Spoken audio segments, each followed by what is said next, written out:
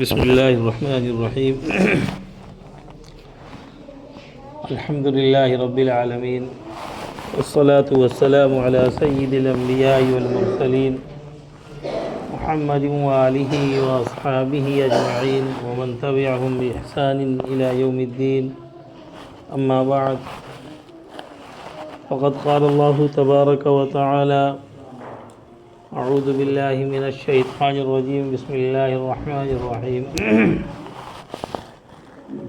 یا ایہا الذین آمنوا اتقوا اللہ حق تقاتہ ولا تموتن الا وانتم مسلمون صدق اللہ العظیم۔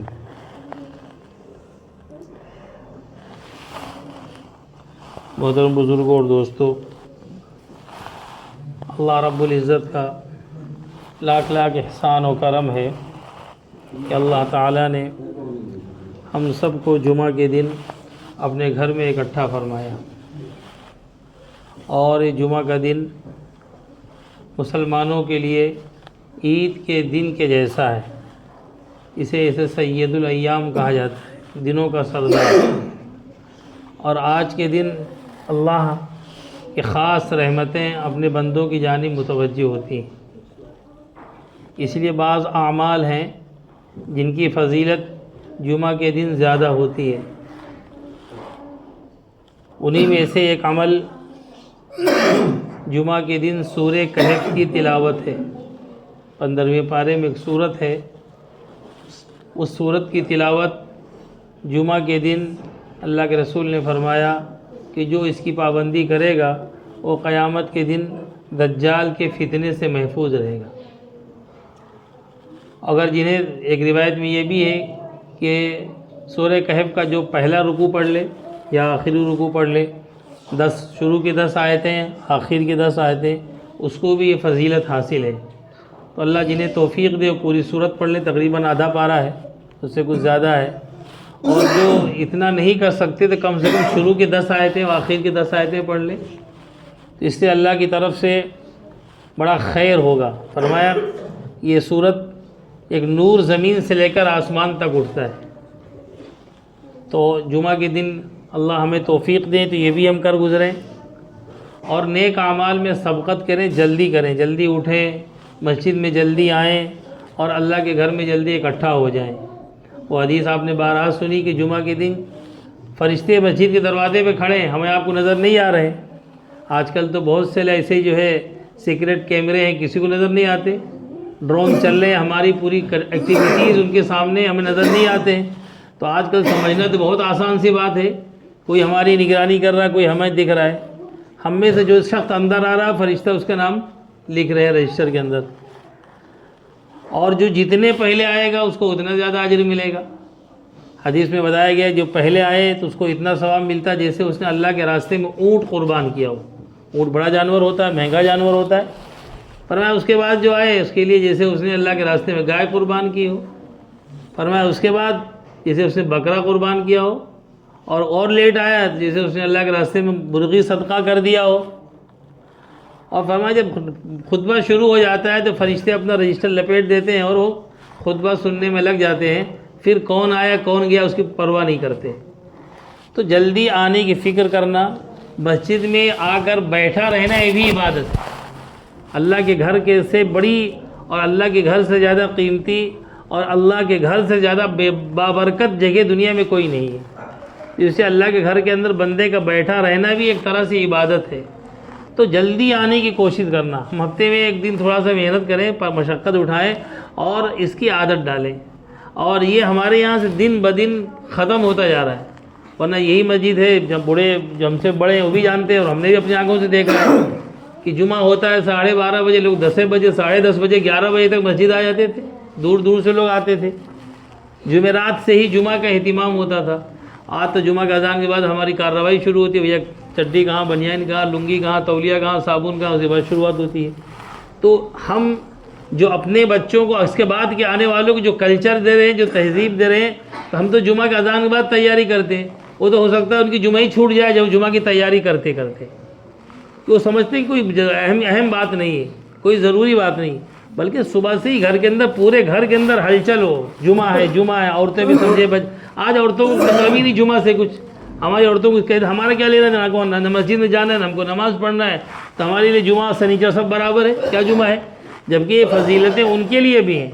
وہ تلاوت کریں، تسبیحات پڑھیں، رسول پاک صلی اللہ علیہ وسلم پر درودوں کے نذرانے بھیجیں کہ جمعہ کے دن اللہ کے رسول صلی اللہ علیہ وسلم پر درود پیش کیا جاتا ہے، نام بنام پیش کیا جاتا ہے، فلاں ابن فلاں نے آپ پر جو ہے درود کا نذرانہ بھیجا ہے.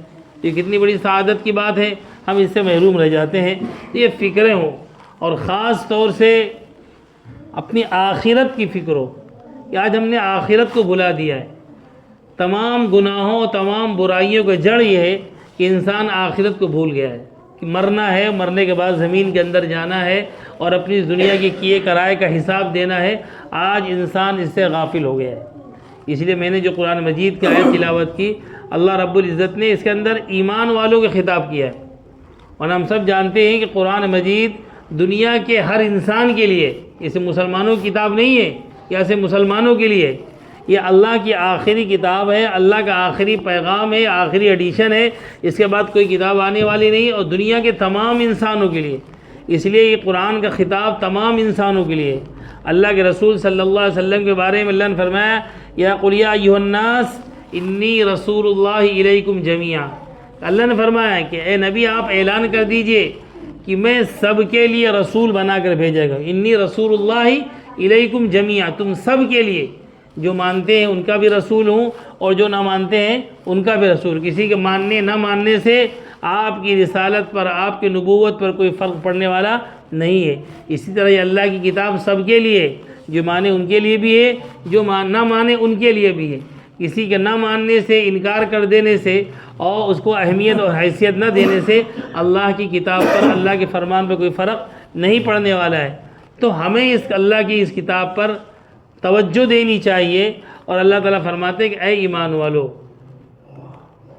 اتقوا اللہ، اللہ سے ڈرو. ہم ترجمہ کرتے ہیں یعنی ڈرو مطلب اللہ کا لحاظ رکھو، اللہ کا پاس رکھو، اللہ کا خیال رکھو کہ جس اللہ نے تم پر اتنی نعمتیں کی، اللہ نے تم کو جو ہے اتنی زیادہ قیمتی شے عطا فرمائی. ابھی دنیا، اللہ آج انسان دنیا کے جو اللہ نے اس کو نعمتیں دی ہیں اس کو کچھ ذرا بھی خیال نہیں آتا، اور اپنے آپ کو بڑا فقیر، کمزور اور قلاش سمجھتا ہے کہ، اور اللہ ایک طرح سے اللہ کا شکوہ اور شکایت کرتا ہے کہ میرے پاس یہ نہیں ہوا، فلاں کے پاس یہ ہے، ان کو اتنا اور ہمارے پاس اتنا. یہ سب دنیا کے بھر کی چیزیں دیکھتا ہے، لیکن وہ اللہ کی وہ نعمتیں جو اس کو اسے میسر ہیں ان پر اس کی کبھی توجہ نہیں جاتی. وہ ایک سانس جو لے رہا ہے، وہ اس سانس کی قیمت کیا ہے، اس سانس کی کیا اہمیت ہے. زمین، یہ دنیا فضاؤں میں اللہ نے جو آکسیجن رکھی ہے اس کی کیا اہمیت ہے. کرونا میں لوگوں نے دیکھ لیا، یہ سلنڈر جو مارا پھرتا ہے 200-500 روپے ملتا ہے، 40-50 ہزار روپے بھی لوگوں کو نہیں مل رہا. کتنے لوگ جان سے گزر گئے. یہ کتنی قیمتی چیز ہے. یہ انگلی، یہ آنکھ، یہ دانت، یہ صحت اور جسم کے اندر اللہ نے جو سیل رکھے ہیں، اگر کوئی ایک متاثر ہو جائے کہ بلڈ نہیں بننا، فلاں سیل کم ہو گیا، اب پورا انسان برباد. کوئی سیل بڑھ گیا تو اس نے پورے انسان کو نقصان پہنچا دیا. بلڈ کینسر ہو گیا، خون میں کوئی ایسی چیزیں آ گئی جو انسان کے خون کے جو اندر اس کی توانائیوں کو ختم کر دیتی ہیں، اور کہیں بڑی بیماری ہو گئی. اب اس پر کتنا جو بیمار ہوتے ہیں ان سے پوچھو کتنے خرچ آتا ہے، کتنی پریشانی ہوتی ہے. یہ آنکھ، یہ سب اللہ کی نعمتیں، بندے کو یاد نہیں رہتا. اس لیے اللہ نے فرمایا کہ اللہ، جس اللہ نے تم کو اتنی نعمتیں دی ہیں، اتنی نعمتیں دی ہیں، اس اللہ کا لحاظ رکھو. لحاظ کیا رکھو؟ اس اللہ کی عبادت کرو، اس اللہ کو اپنا رب اور اپنا خالق اور مالک مانو، اس کو اپنا بڑا جانو، اور اس کے جس راستے پر چلنے کی تمہیں تلقین کی ہے، دنیا میں جس طرح زندگی گزارنے کے لیے کہا ہے، اس زندگی کو اپنا لو. بہت آسان سا دین ہے، دین بہت آسان ہے، لیکن ہم نے سمجھ لیا کہ بہت مشکل ہے. دین پہ چلنا ہی بہت مشکل کام ہے. لہذا اللہ پر ایمان لانا یہ سب سے بڑی جو ہے انسان کی پہلی ذمہ داری ہوتی ہے. اس اپنے رب کو، اس اپنے مالک کو اور اپنے خالق کو پہچانے. ابھی اذان دی گئی، اللہ اکبر کہا گیا، کیا مطلب؟ اس کائنات کے اندر اللہ کے برابر کوئی نہیں، اس کی حیثیت کا کوئی نہیں، اس کے برابر کیا، اس سے قریب تر بھی کوئی چیز نہیں کہ اللہ سب سے بڑا ہے. ایک کمزور آدمی ایک جو ہے اگر کہا جائے کفرستان میں کھڑا ہو کر اعلان کرتا ہے اللہ اکبر اللہ بڑھے، لا الہ الا اللہ، اللہ کے علاوہ کوئی معبود نہیں، اشہد ان لا الہ الا اللہ، وہ اپنے ایمان کا اعلان کرتا ہے۔ ہر 5 وقت اس مائک سے، مسجدوں کے میناروں سے یہ سزائیں کیوں بلند کی جاتی ہیں؟ وہ اللہ کی کبریائی کی، اللہ کی عظمت کی، اللہ کے وحدانیت کی، اللہ کے بڑکپن کی یہ سزائیں بلند کی جاتی ہیں، بندہ بلند کرتا ہے اور کائنات کے ہر شے کو سناتا ہے اور سمجھاتا ہے۔ اور انشاءاللہ کل قیامت کے دن یہ چرند و پرند اور یہ درخت و پتھر اور یہ دیواریں اور یہ فضائیں گواہی دیں گی تمہارے ایمان کی، تم نے اس کائنات کے اندر اللہ کے وحدانیت کے گیت گائے، تم نے اللہ کی کبریائی کو بیان کیا، تم نے کہا ایک معبود ہے اس کائنات کے اندر، اس کے علاوہ کوئی معبود نہیں ہے۔ تو اللہ کا سب سے بڑا حق یہ ہے اسے ایک مانا جائے، اس کے ساتھ کسی کو شریک نہ کیا جائے۔ ہم نے جو کلمہ پڑھا اس کلمے کے پہلے بول ہی یہی ہیں لا الہ الا اللہ، کہ اللہ کے علاوہ کوئی معبود نہیں، ایک اللہ ہے، ایک اللہ بڑے ہیں، انہی کا سکہ چلے گا، انہی کی بات چلے گی، انہی کا جھنڈا بلند رہے گا، انہی کی بات سب سے آگے رہے گی۔ اگر کوئی اس کو الٹتا ہے اور اللہ کی بات کے آگے اپنی بات چلاتا ہے، اللہ کے حکم کے آگے اپنا کوئی حکم چلاتا ہے، اللہ کے احکام کو پیچھے رکھ کر اپنی خواہشات کو پورا کرتا ہے، تو پھر اس سے زیادہ بدتر انسان دنیا کے اندر کوئی نہیں ہو سکتا۔ اللہ کو یہ بالکل منظور نہیں ہے کہ اللہ کے آگے کوئی اپنی بات چلائے۔ اللہ نہ جانے کتنے بڑے بڑے ظالموں کو، جابروں کو، شہنشاہوں کو، حکومت کے جو ہے حکومتوں کو اللہ نے سیکنڈوں منٹوں میں جیسے مچھر کو مسلا جاتا ہے ایسے ہی مسل دیا، ختم ہو گئی۔ بڑے بڑے امپائر تھے، تاریخ میں صرف ان کا تذکرہ ہے، قرآن نے ان کا ذکر کر دیا ہے، اگر قرآن نہ ہو ان کا کوئی نام لینے والا نہ ہو۔ ایسے ایسے قومیں، ایسے لوگ، آج ہم انجینئرنگ کے کمال دیکھتے ہیں، ایسے برج، ایسے پہاڑ، ایسے بلڈنگیں اور فلاں فلاں۔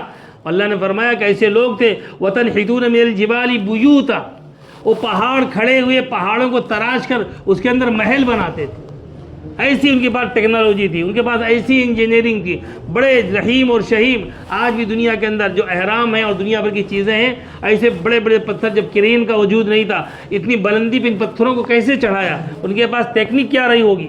لیکن جب وہ قومیں اللہ سے ٹکرائیں اور اللہ کے احکام سے ٹکرائیں تو اللہ نے انہیں ملیہ میٹ کر دیا، انہیں تباہ و برباد کر دیا اور ان کا وجود ختم کر دیا۔ تو ہمیں اللہ کے سامنے اپنے آپ کو جھکانا، اللہ کی عظمت کا اقرار کرنا، اللہ کے سامنے اپنی پیشانیوں کو رگڑنا اور اللہ کی کبریائی اور عظمت کی گواہی دینا، یہ بندہ کے سب سے بڑا اور سب سے بڑا کا کہا جائے اس کا یہ فریضہ ہے، اس کی یہ سب سے بڑی ڈیوٹی ہے کہ وہ یہ کام کو کرے اور اپنے آپ کو اللہ کے سامنے حقیر اور فقیر سمجھے۔ اور یہ جو دنیا اللہ کے سامنے ہم سجدہ کرتے ہیں، اس بات کا اعلان ہوتا ہے، بندہ اپنی پیشانی رگڑتا ہے، اپنی جبین کو رگڑتا ہے، اپنی ناک رگڑتا ہے اللہ کے سامنے کہ مالک تو ہی بڑا ہے، سبحان ربی الاعلیٰ، تیری ذات بڑی اعلیٰ ہے، تو بڑی عظمت والا ہے، تیری ذات ہر عیب سے پاک ہے اور تو ہی کمال کا درجہ رکھتا ہے۔ تو یہ جو زبان سے جو باتیں کہتے ہیں یہ ہماری زندگی میں نظر آئیں۔ جب اللہ کا کوئی حکم ہمارے سامنے آ جائے تو ہمارے سارے جھک جائیں اور ہماری ہر طرح کے خواہشات اور ہماری ہر طرح کی تمنائیں اور آرزویں وہاں مٹ جائیں، وہاں ان کی کوئی حیثیت نہ ہو۔ ورنہ اگر ہم نے ان کو کوئی حیثیت دی تو ایک طرح سے ہم نے اللہ کے سامنے ایک معبود بنا لیا، ایک خدا بنا لیا ہے۔ ایک کو ہم نے اپنی ایک خدا یہ ہے اور ایک خدا ہماری خواہشات کا، ہماری تمناؤں آرزوؤں کا ہے۔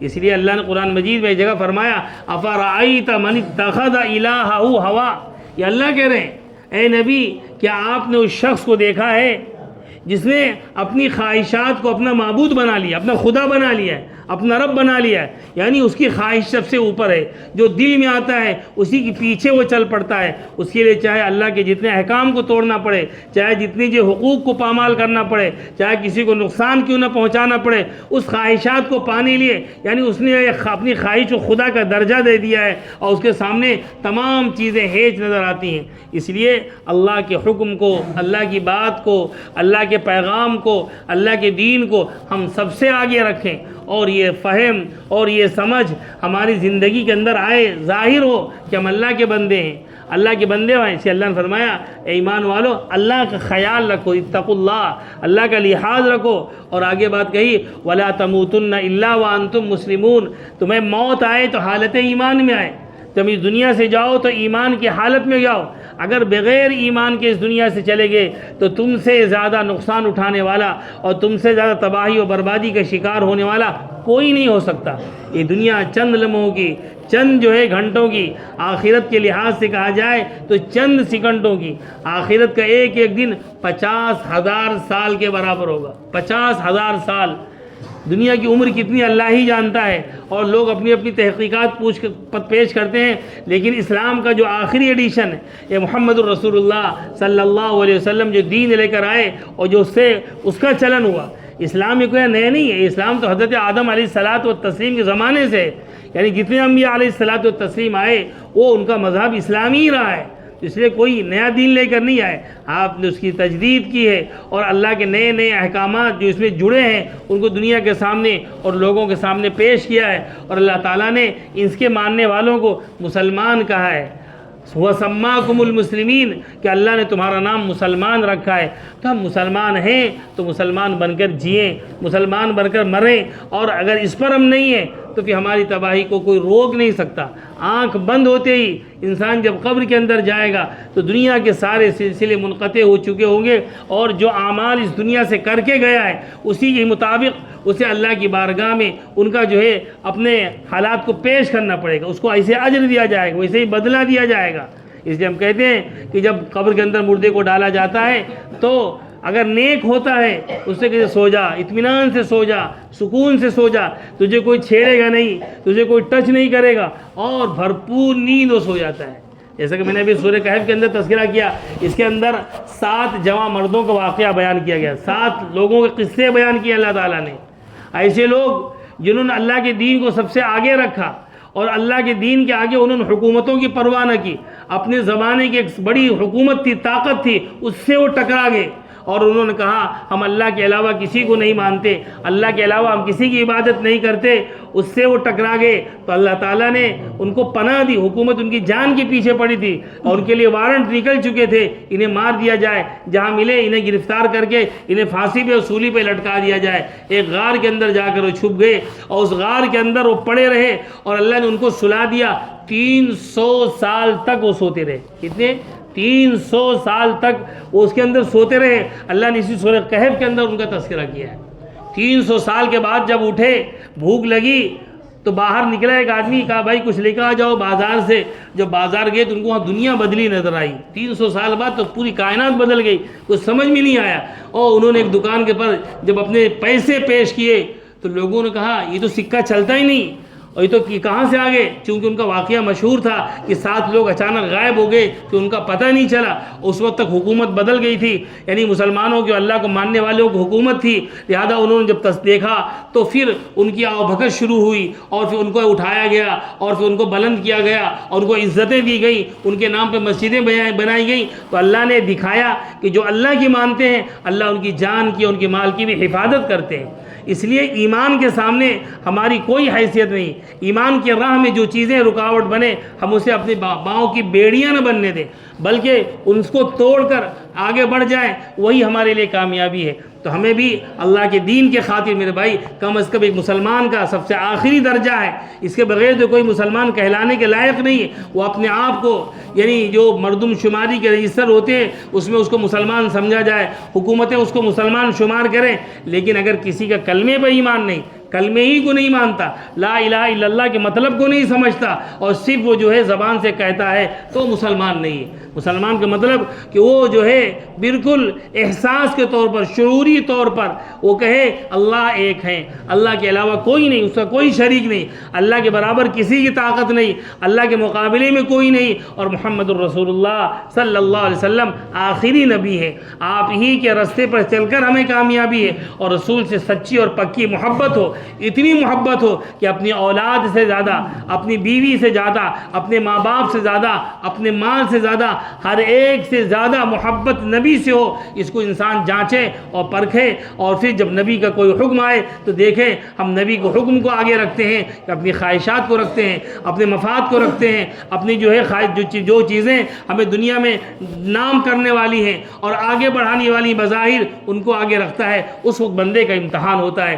اس لیے اللہ کے نبی کو سب سے بڑا درجہ دے. اللہ کے بعد کا اگر کسی کا کوئی درجہ ہے تو نبی کا درجہ ہے. محمد الرسول اللہ, محمد اللہ کے رسول ہیں, ان کے راستے پر چل کر ہمیں کامیابی ملنے والی ہے. اسے اللہ کے رسول کے نام کو عظمت سے لیا جائے, محبت سے لیا جائے, ان پر درود پاک کے نذرانے پڑھے جائیں, جتنا ہو سکتا ہے جتنے درود بھریں. اللہ کے رسول نے فرمایا من صلی علیہ واحدۃ صلی اللہ علیہ عشرہ, کوئی مجھے اوپر ایک مرتبہ درود پڑھتا ہے, اور سب سے چھوٹا درود یہی ہے صلی اللہ علیہ وسلم, یہ بھی کوئی کہتا ہے تو اسے فرمایا 10 نیکیاں ملتی ہیں, 10 نیکیاں ملتی ہیں. اور ایک روایت ملا اس کے 10 گناہ معاف کر دیے جاتے ہیں, 10 درجات بلند کر دیے جاتے ہیں. تو اس سے کرنے میں کس کو کیا پریشانی ہے؟ ہم اللہ کے نبی کا پیار اور عظمت سے محبت سے نام لیں, اور ان کے جو دین لے کر آئے اس دین اور شریعت کو ہم اپنی زندگی کا ایک حصہ بنا لیں, کہ ہمارا مرنا اور ہمارا جینا شریعت کے مطہرہ کے مطابق ہو, اور اسی پر ہم اپنے نسلوں کو کھڑا کریں, اپنے بچوں کو فکریں کریں. میرے بھائی حالات آپ کے سامنے, کوئی ایسا نہیں کچھ جانتا نہیں کہ اس ملک میں کیا ہو رہا ہے اور دنیا میں کیا ہو رہا ہے. ہم سب دیکھ رہے ہیں. ہم میں سے کل قیامت کے دن کوئی عذر نہیں کر سکتا اے اللہ ہمیں پتہ نہیں تھا. سب پتہ ہونے کے باوجود ایک آدمی آگ میں کودنے کے لیے تیار ہو, ایک آدمی کھڈے میں کودنا چاہتا ہو, ایک آدمی چھت سے کودنا چاہتا ہو اور خودکشی کر لینا چاہتا ہو, اس کا کیا علاج ہے؟ یہی کہا جا سکتا ہے یہ پگلائے ہیں, ان کے بعد دماغ نہیں ہے. ایک آدمی کھانا چھوڑ کر گوبر کھا رہا ہے, انسان کی نجاست کھا رہا ہے, تو کیا کہا جائے گا؟ اس کے دماغ پر شک کیا جائے گا. ایک صحیح العقل آدمی ایسا کبھی نہیں کر سکتا اس کے سامنے کھانا پیش کیا جائے وہ گوبر کھانا شروع کر دے, وہ جو نالی سے پانی پینا شروع کر دے, وہ غلاظت میں لیٹنا شروع کر دے. اگر یہ کوئی کر رہا ہے وہ صحیح العقل انسان نہیں ہے, یا تو اس کے سامنے اس کا کوئی ایسا مفاد ہے جسے وہ چھوڑ نہیں سکتا. میرے بھائی آج یہی ہو رہا ہے کہ ہم اللہ کو, اللہ کے دین کو, نبی کو چھوڑ کر دنیا کے پیچھے ایسے پڑے ہوئے ہیں, ایسے دیوانہ ہیں. اللہ کا حکم بتایا جائے ہم ہوا میں اڑا دیتے ہیں, مذاق میں اڑا دیتے ہیں, اور ہمارے سامنے کوئی بات رکھی جائے ہم اسے کوئی اہمیت نہیں دیتے ہیں اور سمجھتے دین کی کوئی قیمت نہیں ہے. میرے بھائی دین تو قیمتی ہے, آپ بے قیمت ہو, آپ مٹی سے زیادہ بدتر ہو, آپ نجاست کے ایک قطرہ ہو, اور یہ قطرہ واقعی میں اللہ نے تمہیں پیدا ہی اسے کیا ہے کہ اللہ نے ایک نطفے سے, ایک منی کے قطرے سے تمہیں پیدا کیا ہے, جو انسان کے بدن پر لگ جائے تو وہ نجس ہو جائے. لیکن یہی انسان جب اللہ کی مان لیتا ہے, اللہ پر ایمان لے آتا ہے اور ایمان کو اپنے سینے میں جگہ دے دیتا ہے, تو انسان دنیا کا سب سے قیمتی انسان بن جاتا ہے. اللہ اسے مسجود ملائک بنا دیتے ہیں, فرشتوں سے اس سے سجدہ کرا دیتے ہیں, اسے اللہ آسمان کی بلندیوں پہ لے جاتے ہیں. یہی انسان ہے. اللہ نے فرمایا ہم نے انسان کو لقد خلقنا الانسان فی احسن تقویم, تو ہم نے انسان کو بڑے اچھے سانچے میں اس کو ڈھالا ہے. ایسے سانچا ہم نے کسی کو نہیں دیا, اس کے ناک و نقشے کو ہم نے ایسا بنایا ہے کوئی کائنات کے اندر بنا نہیں سکتا. اللہ نے انسان کی فنگر, یہ انگلیاں, آپ کا اس کا احساس ہو گیا ہوگا, ہم نے جو انگلی فنگر لگایا ہے کوئی دنیا میں کبھی میچ نہیں کر سکتا. ایک آدمی کا فنگر جو کسی سے میچ کرے, یہ اللہ کی کتنی بڑی قدرت ہے. کروڑوں اربوں انسان کو اللہ نے پیدا کیا ہے, لیکن یہ انگلی کے نشانات ایک دوسرے سے میچ نہیں کھاتے. وہ اللہ کتنی قدرت والا ہے, اس اللہ نے کتنا قیمتی انسان بنایا ہے. لیکن جب انسان یہ اپنے آپ کو بھول جاتا ہے, اپنی حیثیت کو بھول جاتا ہے, تو اللہ نے فرمایا ثم رددناہ اسفل سافلین, اس کو ہم نے گڈھے میں ڈال دیا, ہم نے اس کو کھڈے میں ڈال دیا, اور ہم نے اس کو جو ہے زمین کے ایسے تہ میں ڈال دیا جہاں اس کا کوئی پرسان حال نہیں ہوگا. اس لیے میرے بھائی ہم اپنی قیمت کو جانیں, ہم ایمان کو مضبوطی سے پکڑیں, ایمان کو تھامیں اور اسی پہ قائم رہیں, اور ہم ہی خود نہ قائم رہیں بلکہ اپنی نسلوں کو اس پر باقی رکھنے کی فکریں کریں. ملک میں جو باتیں چلائی جا رہی ہیں, جو منصوبے بنائے جا رہے ہیں, جو چیزیں چلائی جا رہی ہیں, ہم اس سے غافل ہو گئے. ہم ابھی خواب غفلت میں پڑے, ابھی ہمارے یہاں نہ ہوئے, ابھی ہم کو نہیں ہوا, ہمارے پورے ملک میں ہو رہا. کیا ہو رہا ہے؟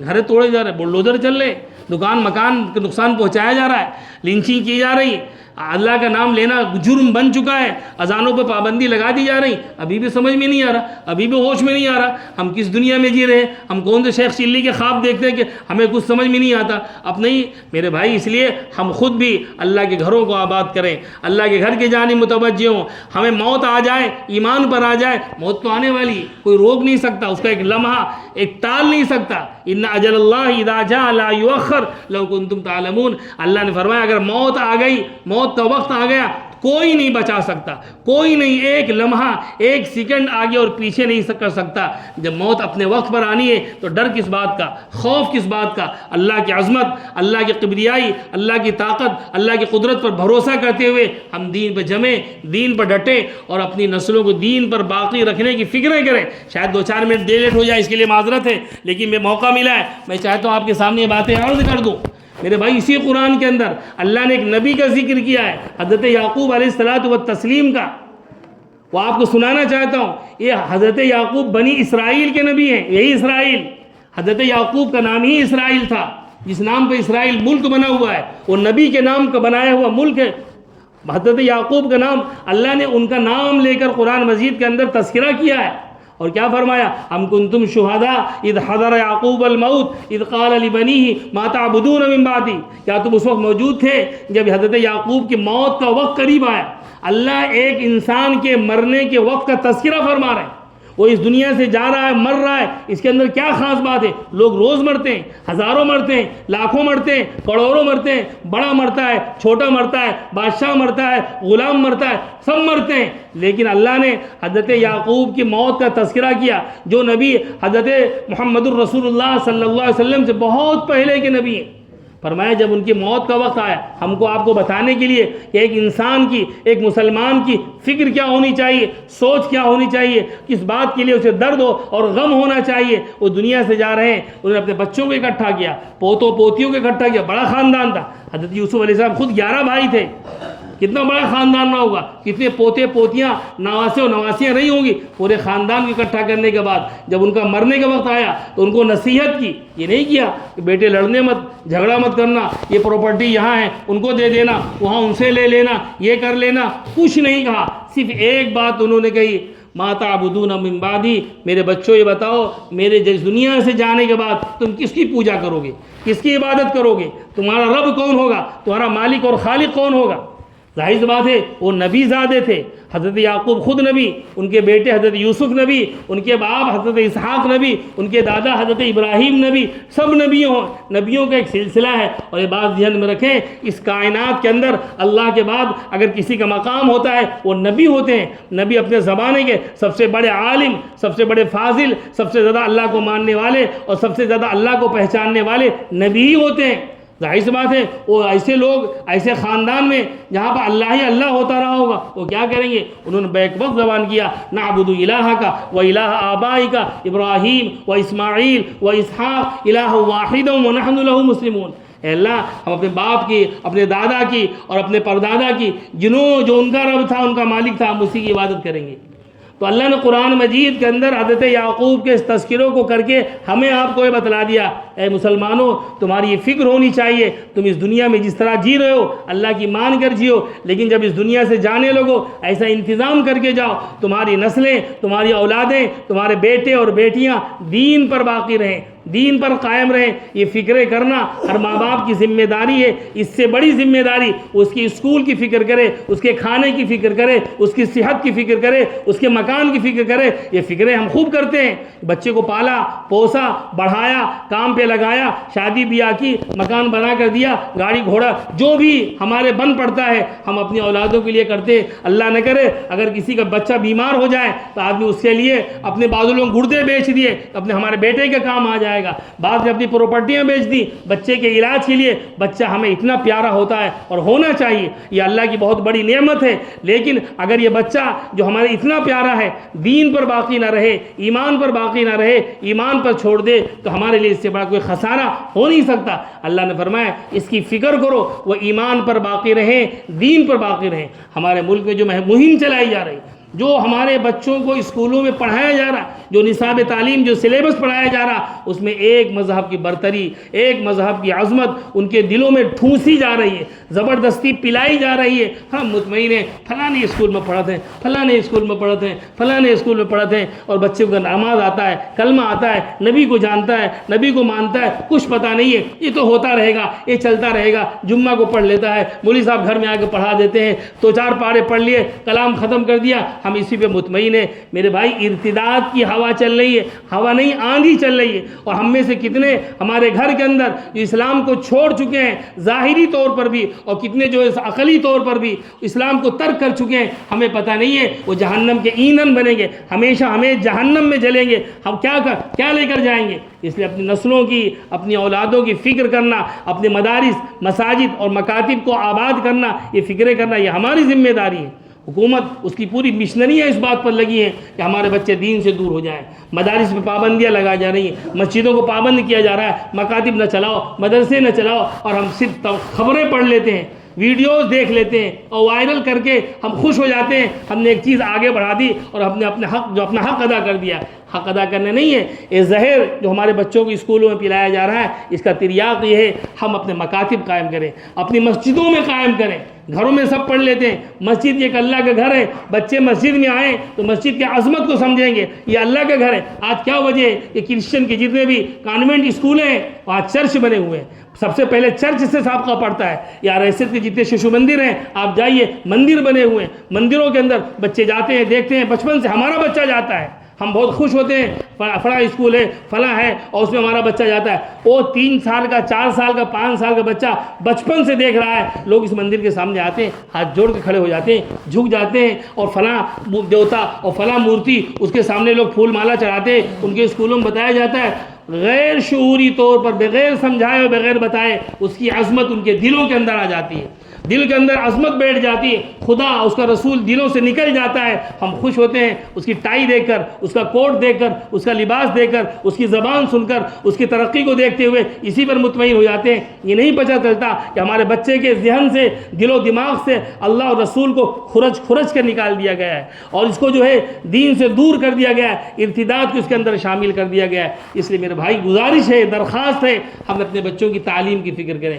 ہمارا کوئی بچہ اسکول ضرور بھیجیں، ہماری مجبوری ہے، اسکول چاہے مسلمانوں کے ہوں چاہے غیروں کے ہوں، کوئی فرق نہیں ہے، وہی کتابیں یہاں بھی پڑھائی جاتی ہیں وہاں بھی پڑھائی جاتی ہیں۔ بہت زیادہ ہوگا ایک آدھ سبجیکٹ آپ دینیات کے نام پر، عربی کے نام پہ پڑھا سکتے ہیں، باقی کچھ نہیں کر سکتے، لیکن بچے کو مسلمان بنانا ہے، ہم کو اپنے آخرت کے لیے تیار کرنا ہے، ذخیرہ آخرت بنانا ہے۔ یعنی یہ اولادیں ہمارے لیے کتنی قیمتی ہیں۔ اللہ نے قرآن مجید کے اندر فرمایا جو نیک اور صالح اولادیں ہوتی ہیں، نیک اولادیں ہوتی ہیں، اللہ سے دعائیں کرتی ہیں، وہ دعا اللہ نے خود سکھائی ہے، اس کے الفاظ اللہ نے خود بتائے ہیں۔ کیا کرتے ہیں؟ رب ارحمہما کما ربیانی صغیرا، باری تعالیٰ میرے ماں باپ پر ایسے ہی رحم کیجئے جیسے میں چھوٹا تھا، گود میں تھا، پیدا ہوا تھا، میری ماں نے مجھ کو پیار دیا، میری ماں نے میری ضرورتوں کو سمجھا، میرے باپ نے مجھ پر قربانیاں دی، خون پسینہ ایک کر کے مجھے پالا اور بڑھایا، جس طرح میرے ماں باپ نے قربانیاں دے کر مجھے اتنا بڑا کیا ہے، اس لائق بنایا ہے۔ باری تعالیٰ اب اس دنیا سے چلے گئے ہیں،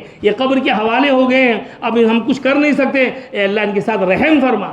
نیک اولادیں ماں باپ کے لیے یہ دعائیں کرتی ہیں، اسی لیے فرمایا نیک اور صالح اولادیں ماں باپ کے حق میں صدقے جاریہ ہوتی ہیں۔ آپ مر جائیں گے، قبروں میں چلے جائیں گے، لیکن نیک اور صالح اولاد چھوڑ کر کے وہ نماز پڑھے گا، صدقہ کرے گا، حج کرے گا، لوگوں کی مدد کرے گا، انسانوں کے کام آئے گا، اس کا جتنا اجر و ثواب اسے ملے گا وہ قبر میں لیٹے لیٹے آپ کو بھی ملے گا۔ تو ہم نے یہ طریقہ اپنایا، یہ اکاؤنٹ ہم نے کھولا، یہ تدبیر ہم نے اختیار کی کہ ہمارے مرنے کے بعد ہمیں کچھ ملتا رہے، ہمارا کچھ کام ہوتا رہے، یا ہم نے اس کو دنیا ہی میں لگا دیا اور آخرت سے اس کو ایسا چھٹکارا کر دیا، کل ہمارے لیے وبال جان بن جائے۔ کل جب ہم جنت میں اپنے اعمال سے جانے لگے اور اپنی بدعمالیوں کی وجہ سے وہ جہنم میں جانے لگے تو ہمارا دامن پکڑ کر کہے اللہ تعالیٰ اس کو بھی روکیے، یہ میرا باپ ہے، میں کام نہیں کرتا تھا تو مجھے مارتا تھا، میں اس کی بات نہیں سنتا تھا تو گالیاں دیتا تھا، لیکن نماز کے لیے اس نے مجھے کبھی نہیں کہا، مجھ کو اس نے دین نہیں سکھایا، مجھے اسے اعلیٰ تعلیم دلائی، بڑی بڑی ڈگریاں دلائی، بہت دور دور تک ہمیں بھیجا، لیکن ہمارے لیے دین کا کوئی انتظام نہ کیا، کل سب ہم کب اس جرم سے بچ جائیں۔ اس کے لیے میرے بھائی بار بار آپ کے سامنے بتائی گئی ہے، جہاں جہاں مکاتب ہیں ان مکاتب میں لازمی طور پر، ضروری طور پر، واجبی طور پر ہم سمجھیں اپنے بچوں کو بھیجیں۔ اس مسجد میں مکتب قائم ہے، امام صاحب اعلان کر کر کے تھک گئے، بچے نہیں آتے۔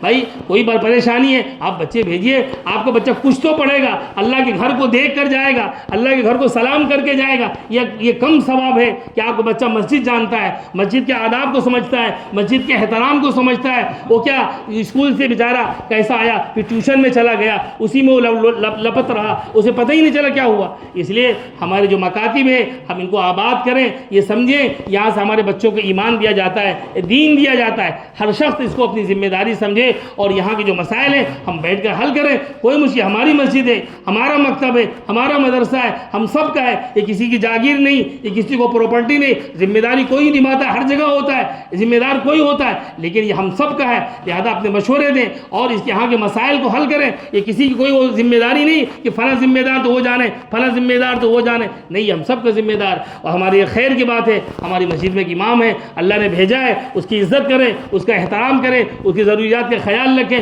ان سے اپنے مسائل حل کریں، ان سے دین سیکھیں۔ ہمارے نوجوان بچے ہیں، ان سے گزارش کریں گے آپ وقت لیجئے امام صاحب سے، قرآن سیکھیے، نماز سیکھیے، مسائل سیکھیے، بیٹھیے، آپ اپنی بیچ بنائیے، ترتیب بنائیے، ایک وقت طے کر لیجئے۔